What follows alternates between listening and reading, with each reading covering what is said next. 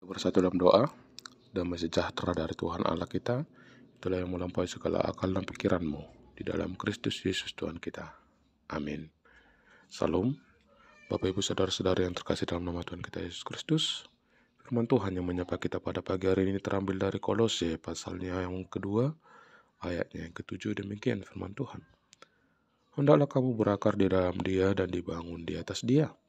Hendaklah kamu bertambah teguh dalam iman yang teguh diajarkan kepadamu, dan hendaklah hatimu melimpah dengan syukur. Demikian firman Tuhan. Salam, Bapak Ibu Saudara-saudara yang terkasih dalam nama Tuhan Yesus Kristus. Hal yang terpenting pada tanaman pohon itu adalah akar, yang dimana akar tersebut harus menancap kuat ke dalam tanah. Karena apa? Karena akar tersebutlah yang nantinya mencari bahan makanan atau yang dibutuhkan oleh pohon tersebut untuk pertumbuhannya. Ketika akar pohon tersebut menancap dengan baik ke dalam tanah, maka akar tersebut akan menyuplai gizi yang baik juga kepada pohon tersebut, sehingga dapat kita lihat pertumbuhan pohon tersebut dengan baik. Begitu juga dengan bangunan.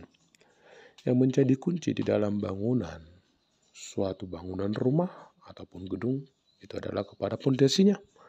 Bagaimana kekuatan pondasi tersebut untuk dapat menahan ataupun untuk ketahanan bangunan tersebut.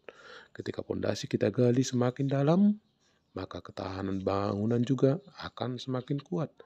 Begitu juga dengan bahan bangunan tersebut atau bahan pondasi tersebut. Itu juga akan menjadi suatu petunjuk ataupun menjadi hal terpenting di dalam bangunan tersebut. Demikian juga di dalam iman kita, Bapak Ibu Saudara-saudari yang terkasih dalam nama Tuhan Yesus Kristus dalam hidup kita ini. Pakailah Dia, buatlah Dia. Yang dimaksud di sini adalah Tuhan Yesus yang menjadi akar dan pondasi di dalam menjalani kehidupan. Sehingga di dalam kehidupan ini kita semakin kuat berdiri, kita semakin dapat bertahan hidup, menjalani apapun yang terjadi di tengah-tengah dunia ini. Karena apa? Karena di dalam iman itu yang akan menguatkan kita dan yang akan meneguhkan kita. Jadi ketika kita berakar dan dibangun di atas Kristus Yesus, di atas Yesus Kristus, maka kita akan dimampukan dan kita akan dikuatkan.